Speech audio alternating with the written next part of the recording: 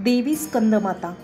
नवरात्रातला 5वा दिवस हा स्कंदमाता देवीला समर्पित आहे। पंचमी किंवा मातृत्व आणि मुलांची देवी म्हणून ओळखल्या जाणाऱ्या या स्कंदमातेची नवरात्रीच्या 5व्या दिवशी तिच्या भक्तांद्वारे पूजा केली जाते। दुर्गा देवीचं स्कंदमाता रूप हे प्रेम आणि वात्सल्याचं प्रतीक मानलं जातं। स्कंदमाता ही कुमार कार्तिकेय यांची माता आहे।